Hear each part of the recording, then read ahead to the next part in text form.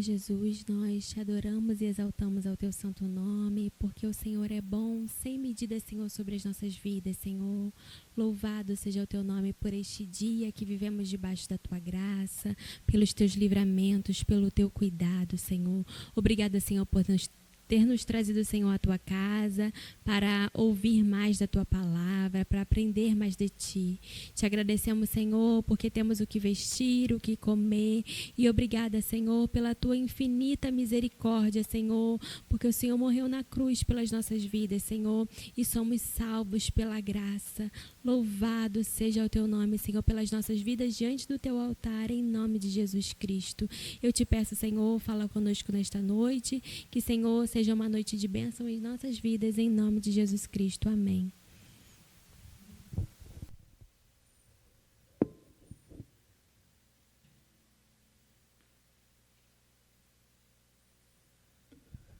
Boa noite, igreja. Quem puder, se coloque de pé, abre o seu hinário número 164, nome precioso, hino de número 164.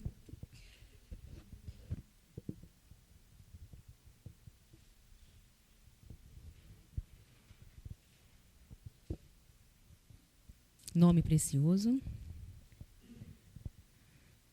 Santo nome incomparável, tem Jesus, o amado teu, Rei dos reis, Senhor eterno, Deus da terra, Deus dos céus. Nome bom, doce a fé, a esperança do povo.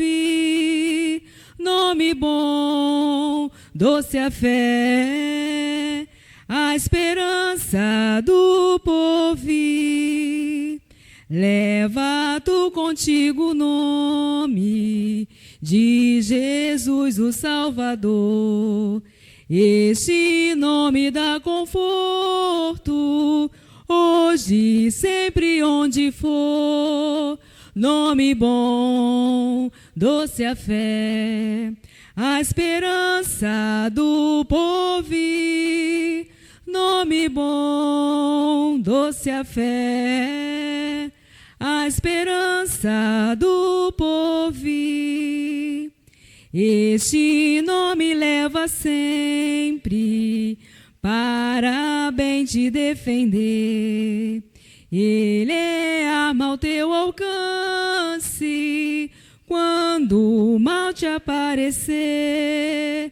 Nome bom, doce a fé, a esperança do povo. Nome bom, doce a fé, a esperança do povo. Vamos orar? Pai querido, queremos te agradecer pelo privilégio de estarmos aqui nesta noite. Obrigado por podermos louvar e engrandecer o teu nome, esse nome precioso, maravilhoso. Muito obrigado, Senhor, por ter cuidado de cada um de nós e que possamos aqui, Senhor, aproveitar esse momento para aprender mais um pouco da tua palavra. Muito obrigado por tudo, em nome de Jesus. Amém. Irmãos, pode sentar?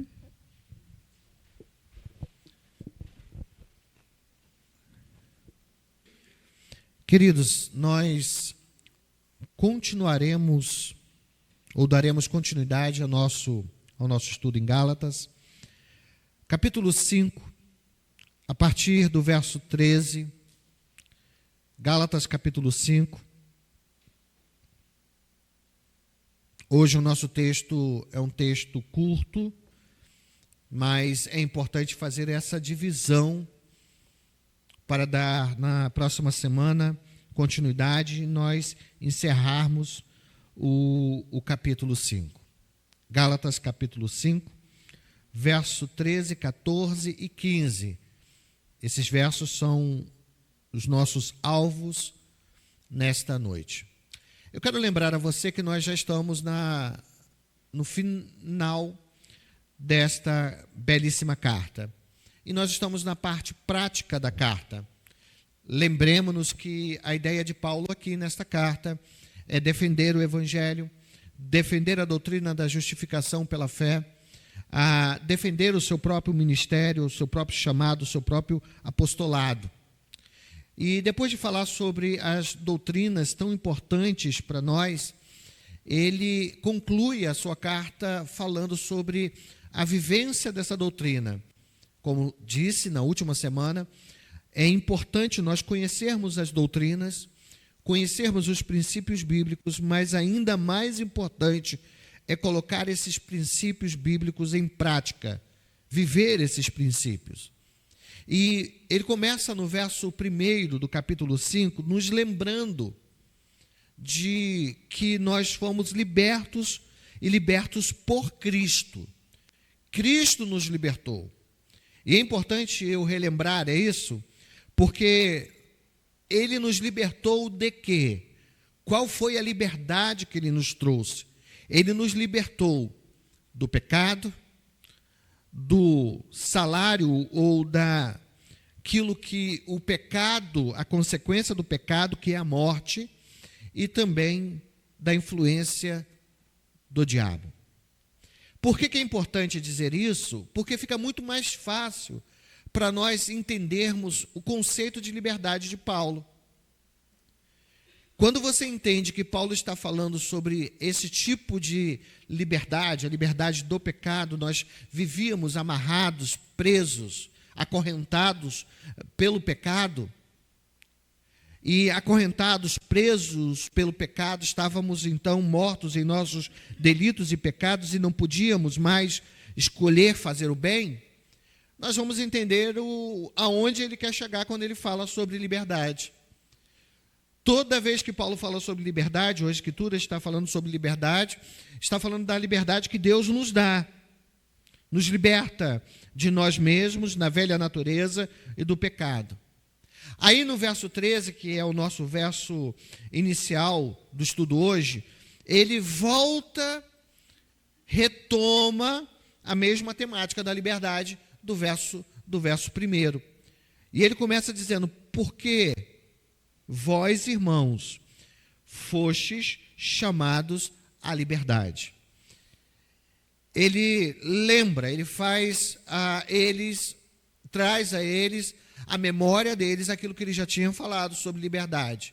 E mais uma vez nós notamos o carinho que Paulo tem por eles, porque mais uma vez ele usa o termo irmão. Porque, irmãos, vocês foram chamados à liberdade. Agora ele vai acrescentar algo novo.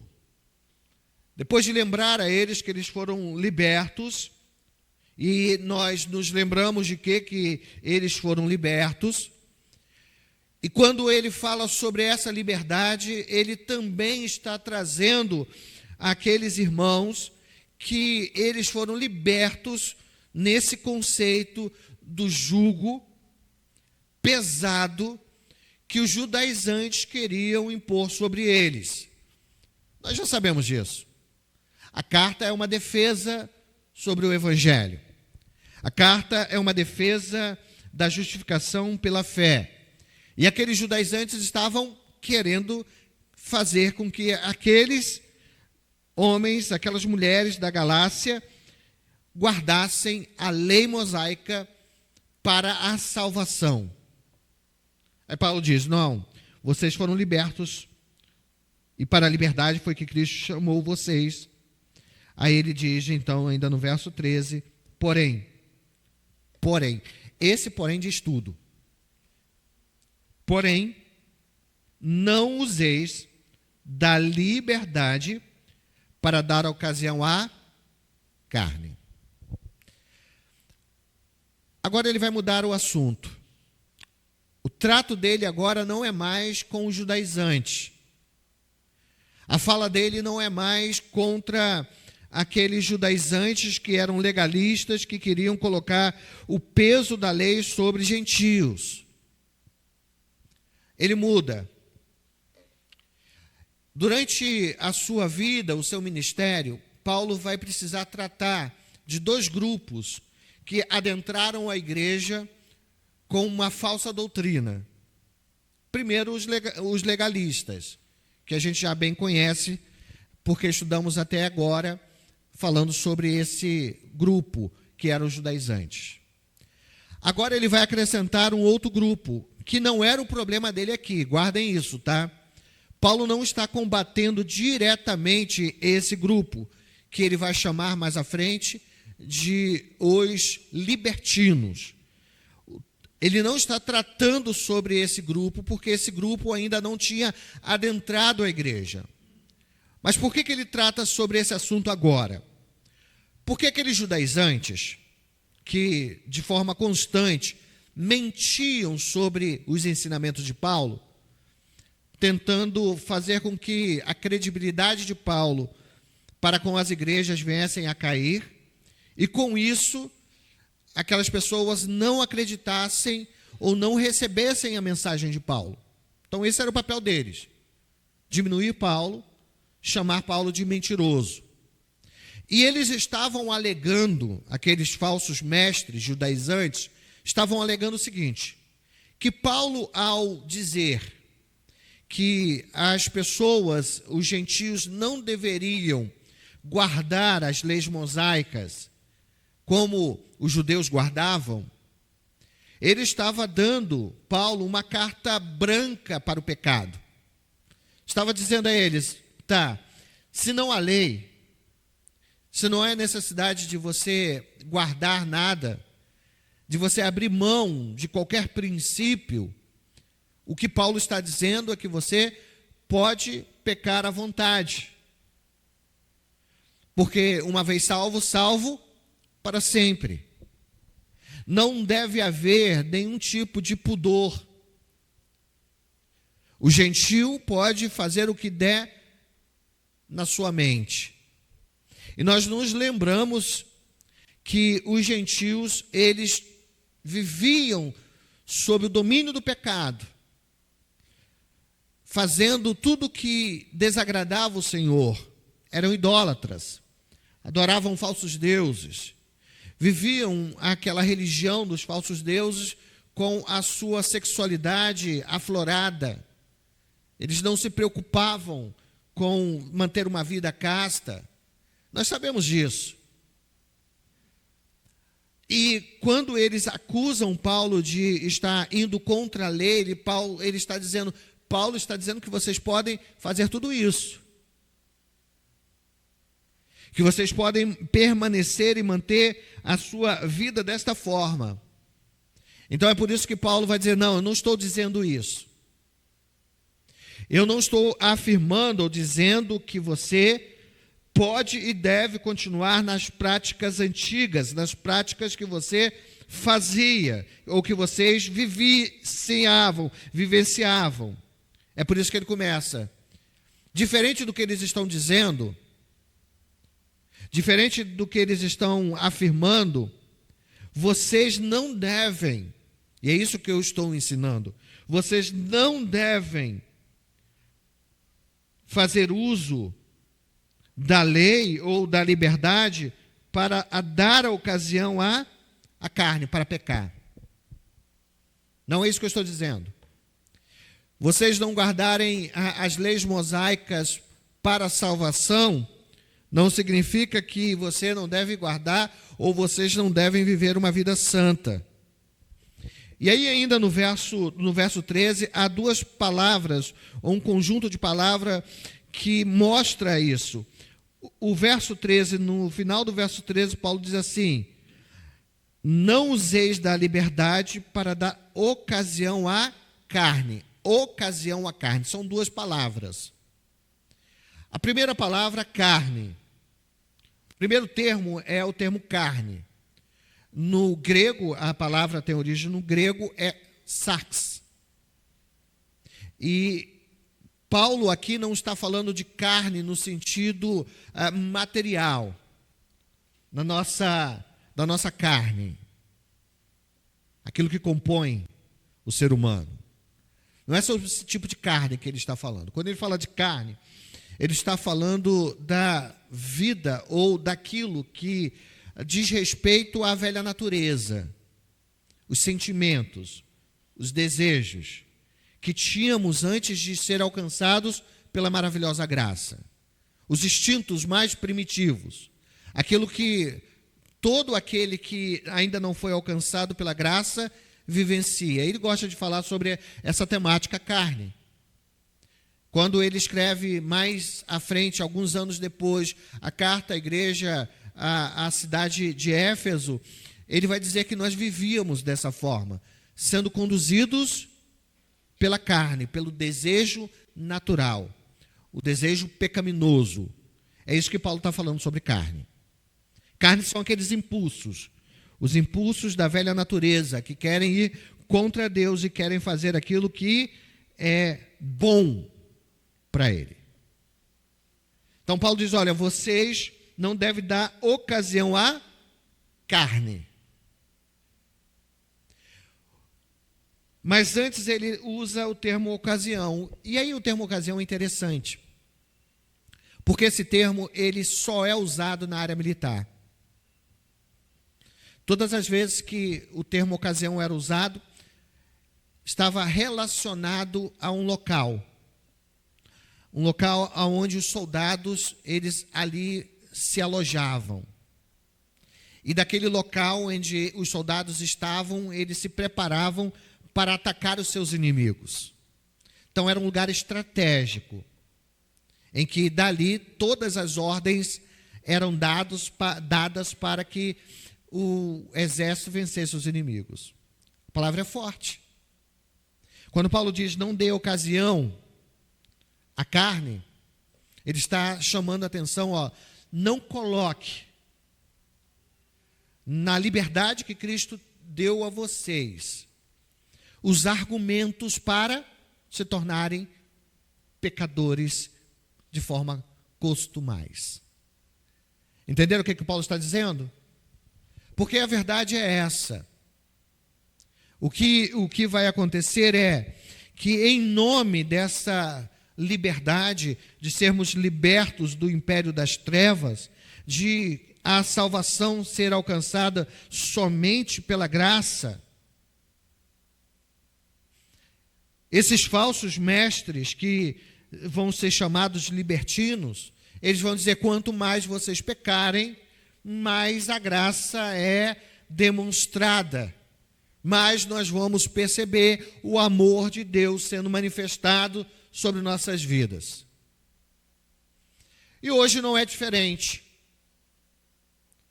Algumas pessoas acabam confundindo a doutrina da perseverança dos santos com o poder ou ter a liberdade para fazer o que quiser fazer. E muitos nos acusam a fé reformada, aqueles que entendem o princípio da eleição, e é um princípio bíblico, Deus que elegeu é aquele que fará coisas e princípios para que nós cheguemos à eternidade. Nós não nos desviaremos, mas antes, o Deus da graça, ele se manifestará salvador àqueles que foram eleitos até o fim. Aí as pessoas dizem o seguinte, tá bom, quando você fala sobre doutrina da eleição ou da predestinação, você está dando ênfase para que a pessoa peque, porque não importa o que a pessoa faça. E o pior de tudo, tem muita gente que ainda não compreendeu a doutrina da graça, que de fato acredita desta forma. Posso pecar à vontade porque a graça já me alcançou, eu não vou perder a salvação, então eu posso continuar a pecar diária e de forma contínua. Mas Paulo não disse isso, as Escrituras não dizem isso. E é isso que ele começa a dizer. Vocês não devem, porque foram alcançados pela graça, justificados, vocês não devem dar ocasião à carne, ao pecado. E ele vai falar sobre essa carne nos versos seguintes, a partir do verso 16, não é o foco hoje, falar sobre aquilo que é a obra da carne. Nós vamos deixar para falar sobre isso na próxima aula, mas o que nós devemos entender é que Paulo está chamando-os a não se levarem ou serem conduzidos pelas obras da carne. E se o cristão não deve ser conduzido pela sua própria vontade, pelo seu próprio desejo, por aquilo que era algo norteador para ele no passado, O que deve conduzir o cristão? Qual é a atitude que o cristão deve tomar? O cristão que é salvo, que é remido, que é alcançado pela graça. É isso que ele vai dizer na continuação ainda do verso 13. Ele diz: sede antes, em vez de dar ocasião à carne, em vez de serem conduzidos pela carne, em vez de fazer aquilo que é o desejo do coração de vocês, vocês devem antes serem servos uns dos outros em amor. Parece-nos que ele está mudando o assunto, não é? Porque ele está falando sobre viver uma vida no Espírito, sobre viver uma vida sob o poder do Espírito Santo, cheios do Espírito, não dando ocasião ao pecado. Agora ele vai dizer: antes vocês devem ser servos uns dos outros. Devem ser servos. Aquele mesmo que disse que nós fomos libertos do império das trevas, né? Foi para a liberdade que Cristo nos chamou, que diz que nós não temos que nos prender ou ser presos cativos pela lei, é aquele que vai dizer que nós devemos ser servos ou escravos uns dos outros. Parece que não fecha a equação, né? Ou você é liberto, ou você é escravo. Mas a explicação disso é exatamente aquilo que eu disse inicialmente. É entender do que nós fomos libertos. E nós fomos libertos, em primeiro lugar, da influência do pecado, do salário do pecado. É essa liberdade que Paulo está dizendo. E quando nós fomos libertos do império das trevas e libertos do pecado, agora nós não somos mais dominados pelo pecado, agora nós podemos dizer não ao pecado. Agora nós nos tornamos servos de Cristo. E os servos de Cristo são aqueles que amam a Cristo. Mas não apenas amam a Cristo, mas amam ao próximo. Aqueles que nasceram de novo vivem sob a tutela do amor. Ora, João, lá na sua primeira epístola, fala que Deus, ele é amor. E João mesmo diz que aqueles que se dizem salvos pela graça são aqueles que precisam e devem amar. E qual é a qualidade, a intensidade desse amor? É o mesmo amor que nós recebemos do próprio Deus. Aqueles que nasceram de novo, e Paulo está querendo transmitir a eles essa verdade. Aquele que nasceu de novo, de fato, é aquele que está pronto a servir ao seu próximo, e servir ao seu próximo por meio do amor. Não da obrigação, não do dever, mas ele serve ao seu próximo porque o amor de Deus o constrange a fazê-lo. Ao adentrar a casa de Deus, ao adentrar a casa do Senhor, nós precisamos entender que somos servos. Servos do Deus Altíssimo, mas também servos uns dos outros. Porque ele, no verso 14, ele vai dizer algo que também parece contraditório. Ele vai dizer no verso 14 assim: porque toda a lei se cumpre em um só preceito, a saber, amarás o teu próximo como a ti mesmo. Percebam que Paulo está falando sobre lei. Ele voltou a falar sobre lei. Graça e lei. Lei e graça. Mas aqui parece-nos que o apóstolo Paulo não está indo contra a lei. Ele olha para os seus ouvintes e diz: tá bom, vocês falam sobre lei. A lei, ela é importante para a salvação. É isso que vocês estão dizendo. Que se vocês não guardarem a lei, se o povo de Deus não guardar a lei, ele não vai alcançar a salvação. Tá bom, você está dizendo isso?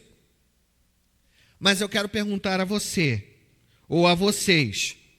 Vocês têm cumprido o princípio que rege o conceito da lei? E qual é o princípio? Amar ao teu próximo como a ti mesmo. Paulo resgata esse princípio de quem? Do próprio Senhor Jesus. Não é isso que Jesus diz? O resumo da lei, dos 10 mandamentos, qual é? Amar a Deus acima de todas as coisas e ao teu próximo como a ti mesmo. Aqui ele está retornando aquilo que o próprio Senhor Jesus havia dito. O amor é o princípio da lei. Não adianta você dizer e falar sobre lei se você não ama. A lei se torna apenas um mecanismo de quê? De punição. É nesse conceito que a lei ela é ruim. É nesse conceito que a lei é maldição. É nesse conceito que a lei escraviza. Por quê? Paulo não é contra a lei, mas ele é contra o princípio daquilo que eles dizem que a lei serve para salvação. Paulo não, diz o seguinte: aquele que é salvo, que foi alcançado pela graça, ele sim, ele não vive de qualquer forma, de qualquer maneira. Há princípios. Há normas. E esses princípios e essas normas são dadas por Deus, são boas e são salutares. Pensem na igreja odierna. Pensem na igreja presbiteriana em Jardim Primavera. Pensaram nisso?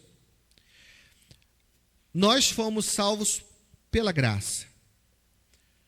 Nós fomos libertos do império das trevas. Aquele que foi alcançado pela graça foi justificado não pela obra, mas pela fé. Em quem? Em Jesus Cristo. Todos nós já sabemos disso. Não é? Mas isso significa que nós podemos fazer o que der na telha? Isso significa que nós devemos ou podemos fazer aquilo que o meu coração manda? Não. Uma das prerrogativas para reconhecer uma igreja verdadeira é a disciplina.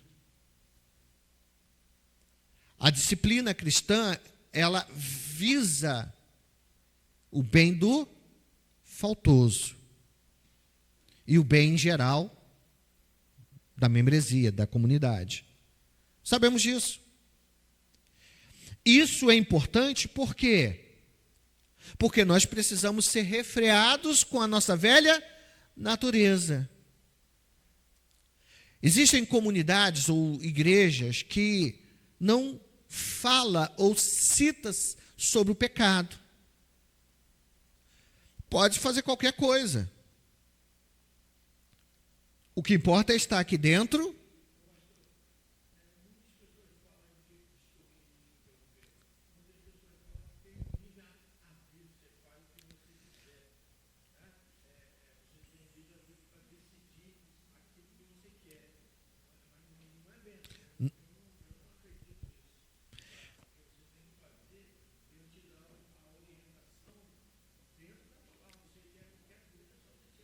Aham.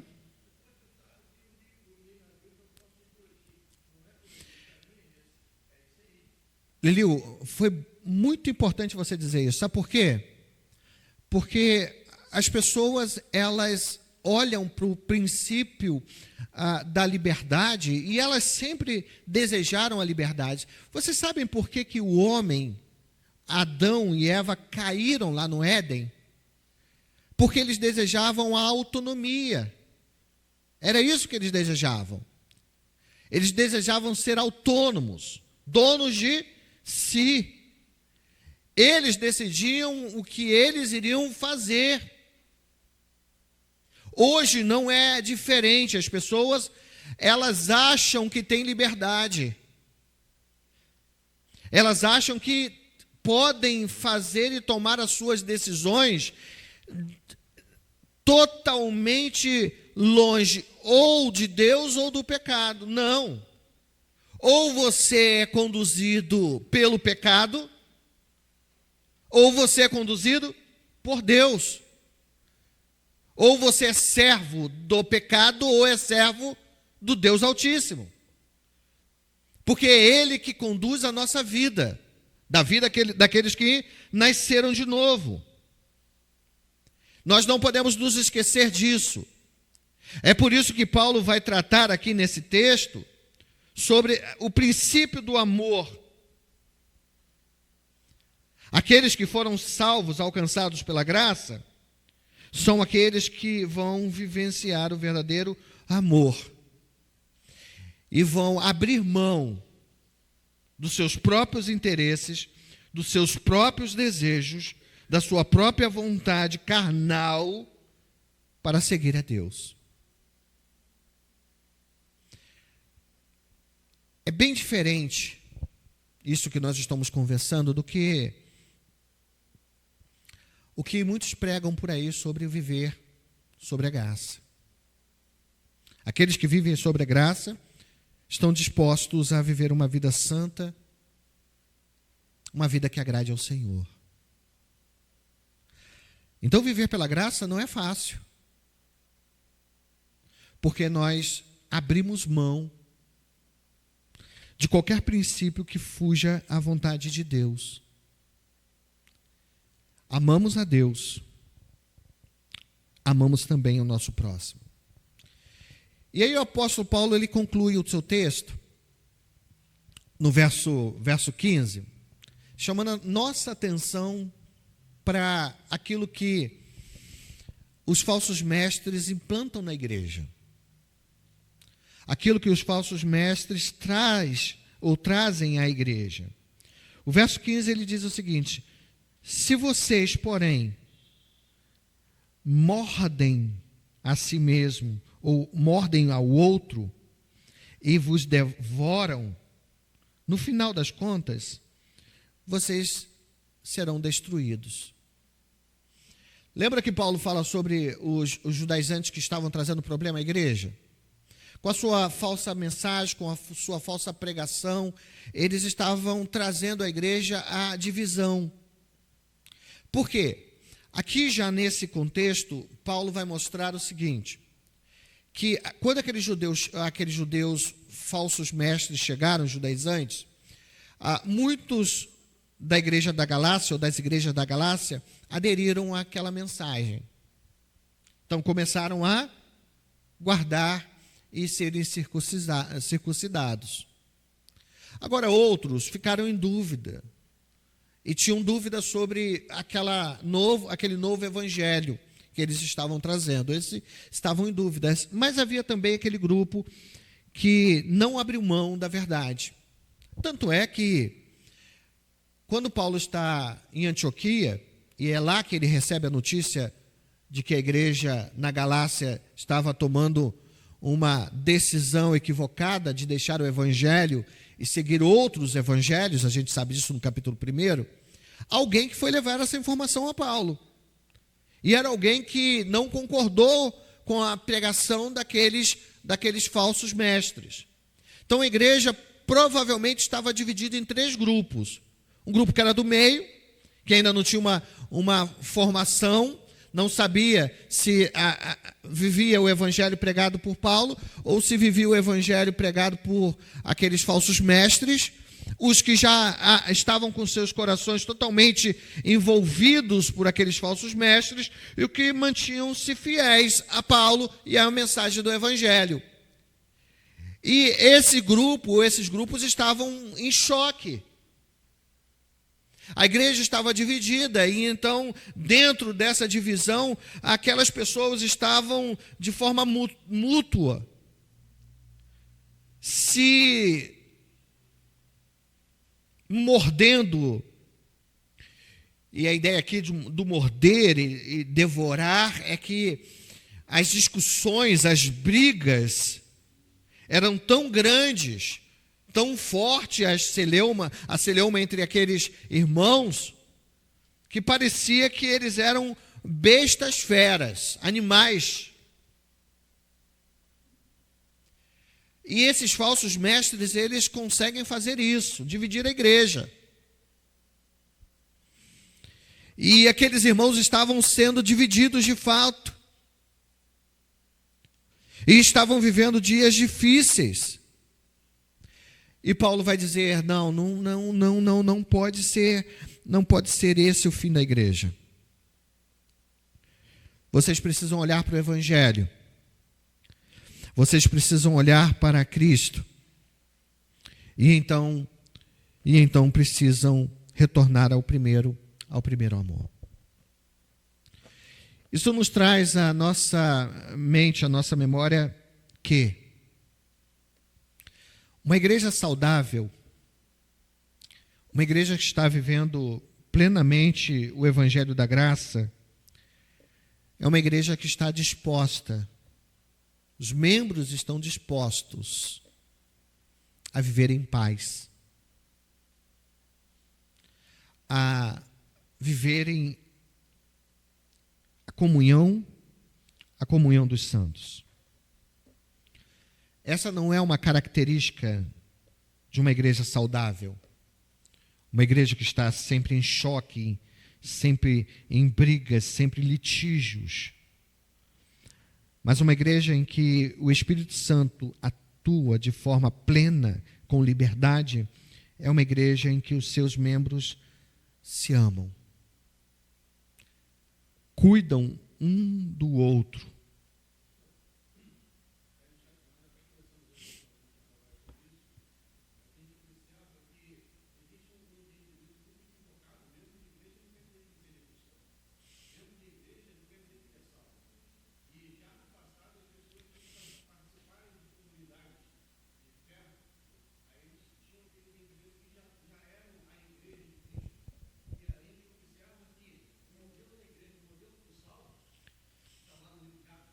Aham.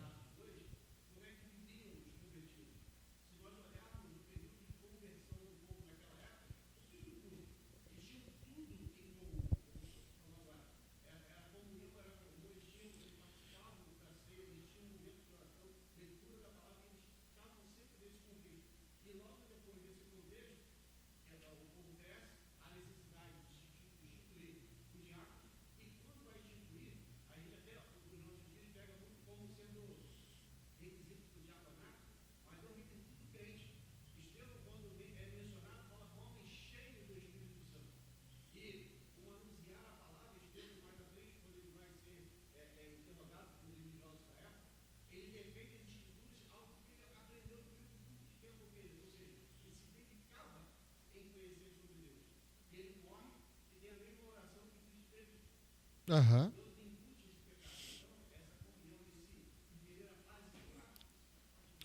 Sim, isso é necessário para que a igreja cresça. Então, eu quero resumir isso e dizer para vocês o seguinte: o que Paulo está dizendo é: o crente, ele precisa viver a liberdade cristã, a liberdade que foi dada por Cristo. Essa liberdade não diz respeito a fazer qualquer coisa e tudo que eu desejar. Mas, pelo contrário, nós somos libertos do pecado e o pecado não pode mais dominar a nossa vida. O pecado não pode mais conduzir o nosso viver. E nós só poderemos viver desta forma, viver no Espírito, e nós vamos falar sobre isso na próxima lição, se o amor de Deus, de fato, de verdade, estiver no nosso coração. Se nós amarmos como Cristo nos tem amado. E se nós servirmos a Deus, servindo um ao outro. E isto é o cumprimento da lei. É assim, vivendo em comunhão um com o outro, e vivendo em comunhão com Deus, que nós, de fato, de verdade, vamos viver a vida santa como Deus quer que venhamos a viver. O inimigo da nossa alma quer nos dividir.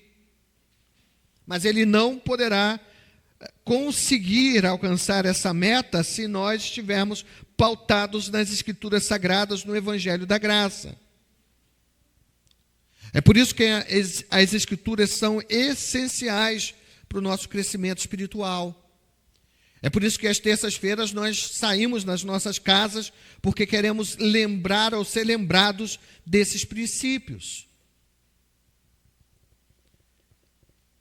Porque no dia da adversidade nós seremos conduzidos para a maravilhosa graça.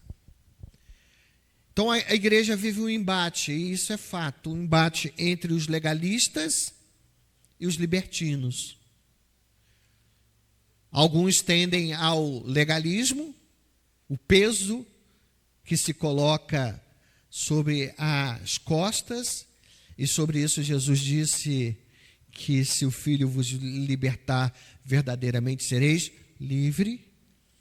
É sobre esse peso que Jesus, quando vê uma multidão imensa, ele diz: vinde a mim, todos vós que estáis cansados e sobrecarregados.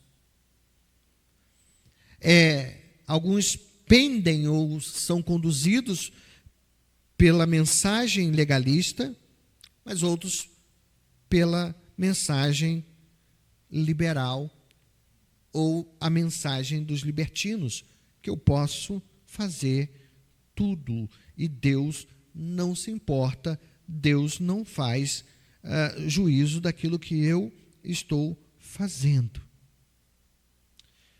Eu imagino essa luta constante entre o legalismo e uma vida libertina a dois rios.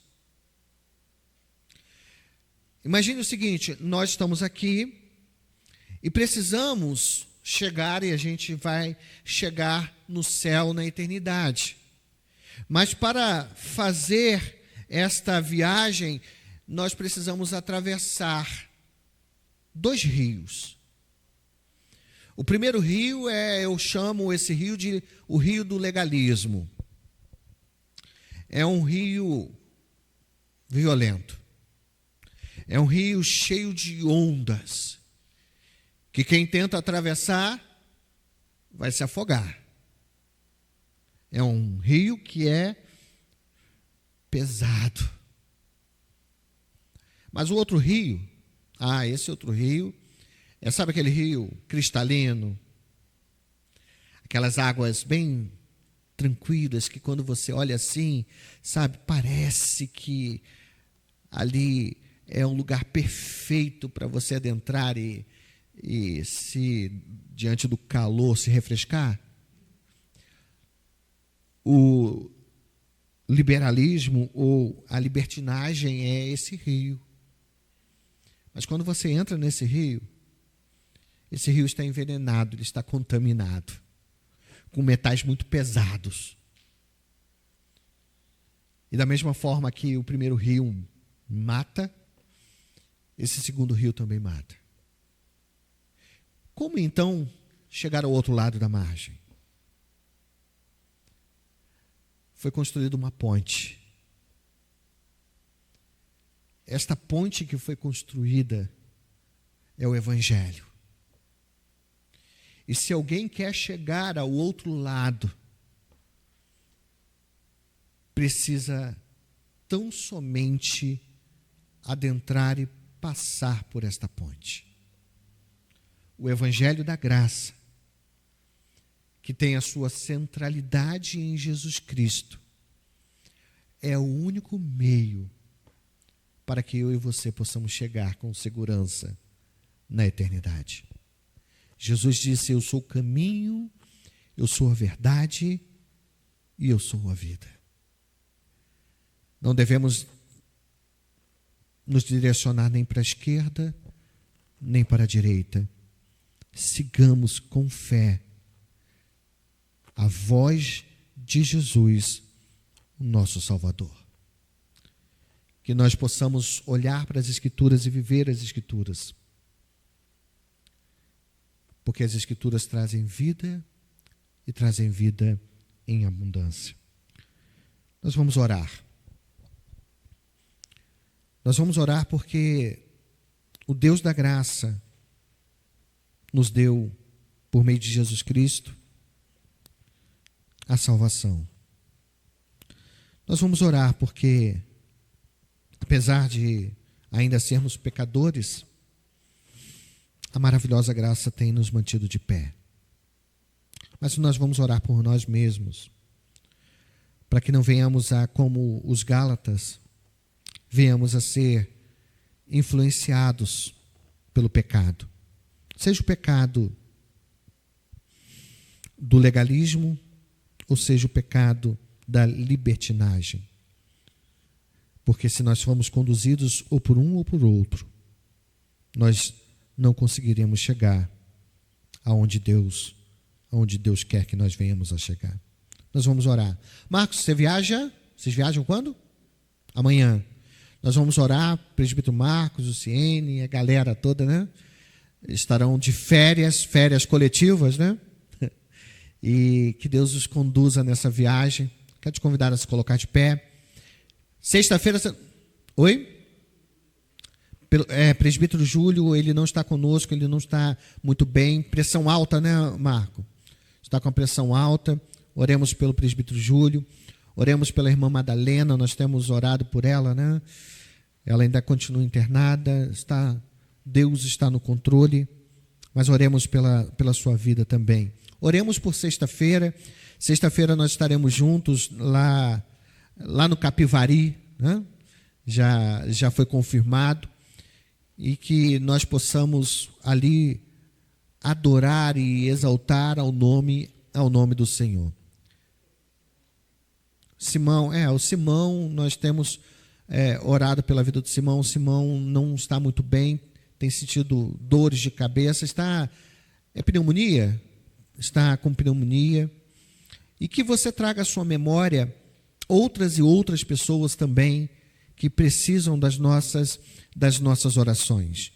Dito isso, quinta-feira estaremos certamente aqui juntos para, mais uma vez, continuar a orar como Igreja do Senhor. Pai amado, nós te bendizemos, agradecemos e engrandecemos ao teu nome. Estamos reunidos nesta casa, esta casa que é casa de oração, para aprender um pouco mais da tua palavra. O Senhor que é bom e a sua bondade dura para sempre, o Senhor nos chamou quando estávamos mortos em nossos delitos e pecados, escravizados por esse pecado, dominados totalmente, plenamente pela carne. Agora, Senhor, vivemos em novidade de vida. Fomos alcançados por esta graça por meio da obra vicária de Jesus na cruz do Calvário. Agora vivemos, sim, em novidade de vida, somos nova criação. Mas de quando em quando, Senhor, a velha natureza, o velho eu, ele tenta vir à tona para nos desviar de viver uma vida para a glória do teu nome. Seja em colocar as nossas forças, o nosso vigor, a nossa salvação em nós mesmos, na nossa bondade, na nossa intrepidez, na nossa coragem, ou no nosso serviço. E muitos então se tornam como legalistas, colocando sua força em si mesmo, na força do seu braço. Isso não agrada o Senhor. Mas, Senhor, outros tantos pendem para uma vida libertina, sem o conhecimento do Senhor, sem o temor do Senhor, fazem o que dá vontade, traem e são traídos, são violentos, vivem a vida como se ainda não houvessem sido alcançados pela graça. E a esse, Senhor, a tristeza do coração do Senhor é evidente. Pai amado, nós precisamos refletir a tua salvação, em sermos homens e mulheres que amam a tua palavra, amam o teu evangelho e por fim amam ao próximo. Sem ti nada podemos fazer. Sem ti não podemos fugir ou até mesmo nos afastar do pecado. Mas cheios do Espírito, cheios do Espírito, nós podemos vencer e somos, de fato, mais do que vencedores. Ensina-nos a tua palavra. Dá-nos mais de ti, mais compromisso com o Senhor. Queremos te agradecer, ó Deus, hoje é aniversário da Clarinha. Abençoe a Clarinha. Queremos te agradecer, ó Deus, pela oportunidade que o Senhor dará a Marco, Luciene, a sua família nessa viagem. Que o Senhor os conduza, Senhor, nessa viagem. Os leve, ó Deus, em segurança e os traga também em segurança. Oramos, ó Deus, te pedindo, suplicando a Ti, ó Deus, pela vida daqueles que estão enfermos. Traga a memória a irmã Madalena, traga a memória o presbítero Júlio, que não pôde estar conosco, porque a sua pressão está irregular. Traga a memória, ó Deus, o irmão Simão. Assim como aprendemos nesta noite que devemos servir ao nosso próximo em amor, nós servimos a quem amamos, os entregando ao Senhor em oração, nos preocupando com eles. Sejamos, ó Deus, nós, como igreja do Senhor, a viver a comunhão dos santos. Abençoa o teu povo, as nossas famílias. Essa é a oração que fazemos no nome santo de Jesus. Amém. Queridos irmãos, vamos tomar o nosso café. Quinta-feira estaremos aqui reunidos e desde já que o Senhor vos abençoe, que Ele vos guarde.